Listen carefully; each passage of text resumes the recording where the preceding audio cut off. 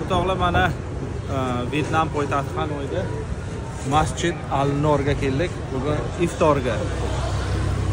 Vyetnamda masjidda iftor qanaqa bo'lishini ko'rsatib beraman.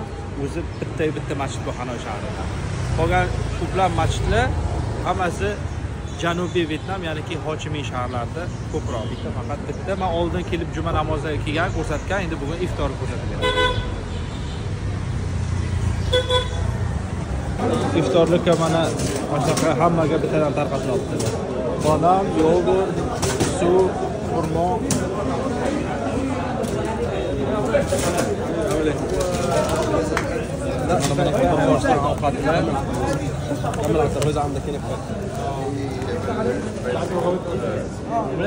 ماشي يا عم ماشي خلي الوجبات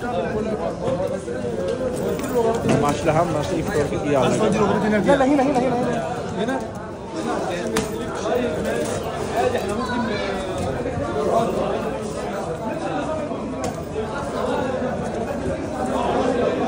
Dasturxonda yozilgan.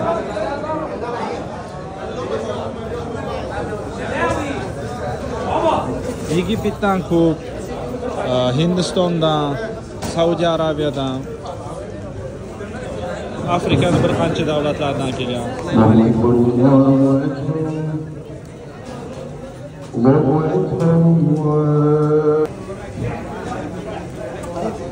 Masjid uncha katta emas.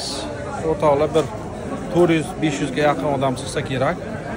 Ayollar ham keladi. Ikki ayollar ham keladi. Erkaklar ham. Mana iftorliklar ichkarida. Mana yo'q qo'ylar, o tarafda ayollar bor. Bu tarafda erkaklar. Lamla Jumatga. Mana Mahmudam imom. Shu bilan suhbat qilgan necha odam bor.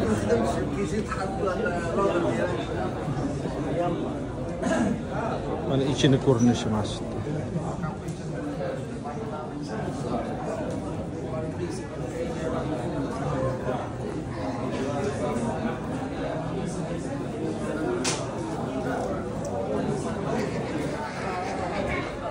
Hammamizga ro'zalarimiz bargohida qabul bo'lsin, sabr toqat hammaga.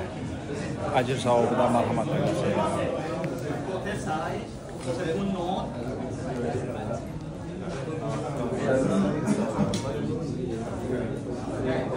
Shom namozini o'qib bo'lgandan keyin mana shunaqa ovqatlar tarqatishdi. Iftorlikka og'iz ochib bo'lgandan keyin.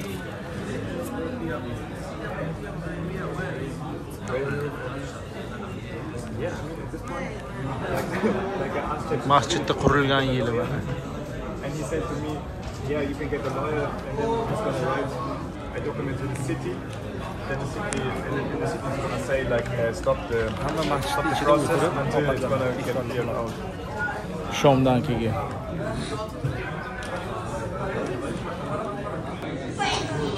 Yosh bolalarga ham mana ochiq masjid. Hech kim indamaydi. Bular kelib o'ynab yuradi. Namoz o'qishni bilmasligi mumkin, lekin o'ynab yurishaveradi. Shunaqa qilib sekin-sekin masjidga o'rganadi.